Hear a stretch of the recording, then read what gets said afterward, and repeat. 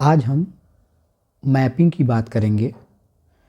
यदि हम मैप की बात करें या मानचित्रण की बात करें तो पृथ्वी के किसी भी सतह पर जो भी चीज़ें हैं अर्थात नदियाँ, पहाड़, पर्वत, इसे किसी भी कागज़ पर या किसी भी कपड़े पर पैमाने की सहायता से लघु रूप जो प्रदान किया जाता है उसे ही मानचित्रण कहते हैं और जो परिणाम प्राप्त होता है उसे हम मानचित्र कहते हैं।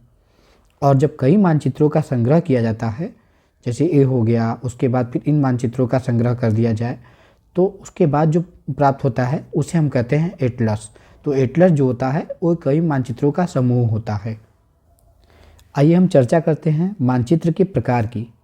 वैसे तो मानचित्र कई प्रकार के होते हैं, जैसे अगर देखा जाए तो फिजिकल मानचित्र और उसके बाद फिर पॉलिटिकल हो गया और थीमेटिकल हो गया, टोपोलॉजिकल हो गया। लेकिन अगर हम मुख्य रूप से देखें तो मानचित्र जो हैं वो तीन प्रकार के हैं। एक है पॉलिटिकल मैप और एक है फिजिकल मैप और एक है थीमेटिकल मैप। अगर हम पॉलिटिकल मैप की बात करें तो इसमें केवल राजनीतिक महत्व के चीज़ों को दर्शाया जाता है, अर्थात जैसे किस राज्य की कौन सी बाउंड्री होगी या किस राज्य का कौन सा जो राजधानी होगा, इन चीज़ों को दर्शाया जाता है। और अगर हम फिजिकल मैप की बात करें तो इसमें जो है प्राकृतिक महत्व के चीज़ों को दर्शाया जाता है, जैसे पर्वत, पहाड़ और उसके बाद फिर जो रेगिस्तान हैं और जो महासागर हैं, इन सब चीज़ों को दर्शाया जाता है। और यदि हम थीमेटिकल मैप की बात करें तो थीमेटिकल मैप में जो है ये किसी भी खास चीज़ को दर्शाने के लिए प्रयोग किया जाता है। जैसे इसके लिए किसी न किसी सिंबल का प्रयोग किया जाता है, जैसे नहर हो गया, वर्षा हो गया, यूनेस्को साइट हो गई, रामसर साइट हो गई, इन सब को दर्शाने के लिए इसका प्रयोग किया जाता है। आइए हम आगे इसकी चर्चा करते हैं। ये हो गया हमारा भारत का पॉलिटिकल मैप। इसमें भारत के जो यूनियन टेरिटरी हैं और जो भारत के राज्य हैं उनको दिखाया गया है। तो आप देख सकते हैं कि इसमें जो राज्य हैं उनकी सीमाएं प्रदर्शित की गई हैं और उनकी जो प्रमुख रूप से राजधानियां हैं, जैसे उत्तर प्रदेश की लखनऊ हो गई, हिमाचल प्रदेश की शिमला हो गई, लद्दाख का लेह हो गया, इस प्रकार से इन्हें दर्शाया गया है। और आप इसमें देख सकते हैं जैसे नेपाल की जो बाउंड्री हो गई, इसमें मुख्य रूप से जो फोकस होता है वह बाउंड्री पर ही होता है और जो मुख्य रूप से राजधानियाँ होती हैं उनकी चर्चा की जाती है। आप इनको आसानी से विभाजित रूप में देख सकते हैं।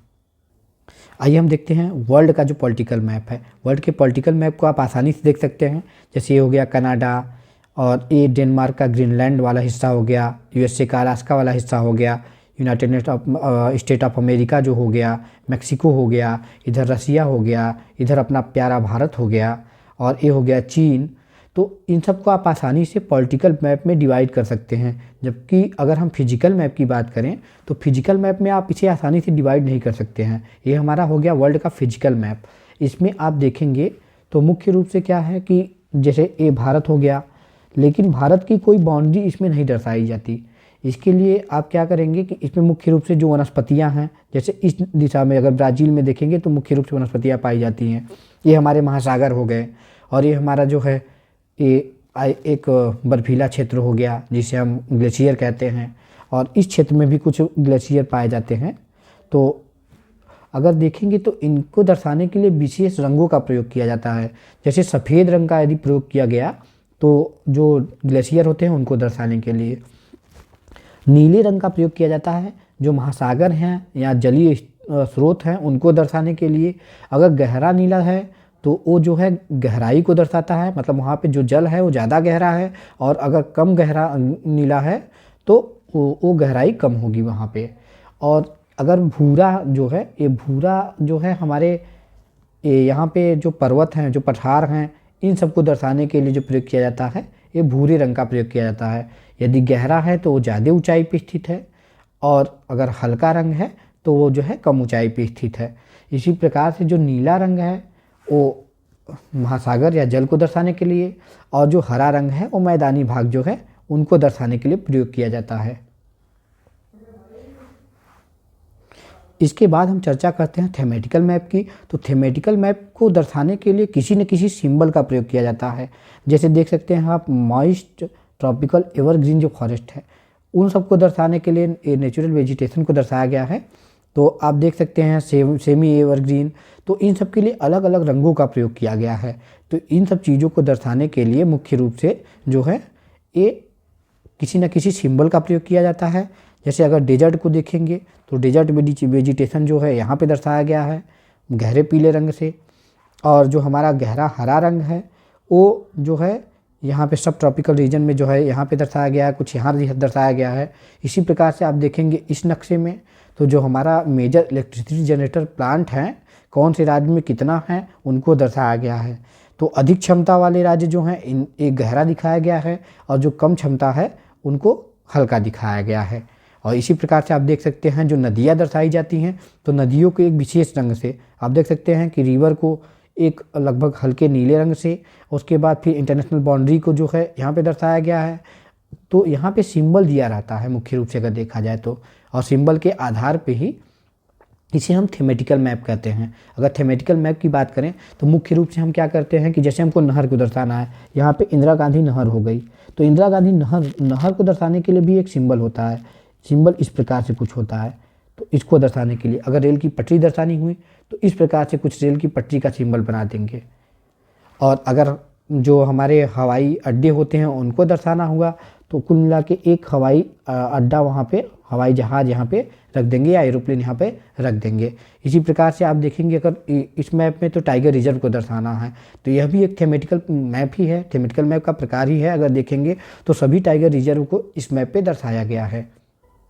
आइए हम चर्चा करते हैं जो मानचित्र के घटक होते हैं, जो मानचित्र के घटक उनकी चर्चा करते हैं। तो मानचित्र के 3 घटक होते हैं। पहला होता है डिस्टेंस, उसके बाद दूसरा होता है डायरेक्शन, और तीसरा होता है हमारा सिंबल। इसमें ये होता है कि आप किस डिस्टेंस पे कितना है, इसका डिस्टेंस कितना है, एक पर्टिकुलर जो पैमाना मान के इस मानचित्र को बनाया जाता है। और जो डायरेक्शन होता है मानचित्र को ज्ञात करने में, आप किसी भी स्थिति को ज्ञात करने में आप मुख्य रूप से डायरेक्शन का सहारा लेते हैं। अगर इस मानचित्र को देखेंगे ये ऐसे, तो ये होगा हमारा, और ऐसे ये हो गया।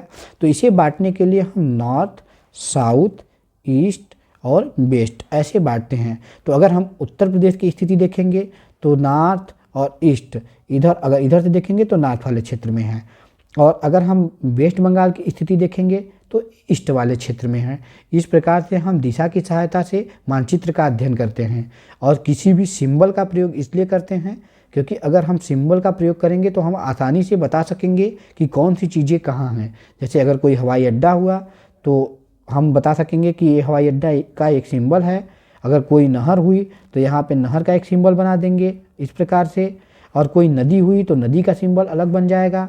उसके बाद यदि कोई अगर रेल की पटरी हुई, जैसे सबसे लंबी जो है यहाँ चलती है कन्याकुमारी से यहाँ सिलचर से होते हुए ये सिलचर तक, मतलब यहाँ असम तक चलती है, तो विवेकानंद एक्सप्रेस है उसके बारे में, तो उसको भी दर्शाने के लिए इस प्रकार से रेल की पटरियों को भी दर्शाया जाता है।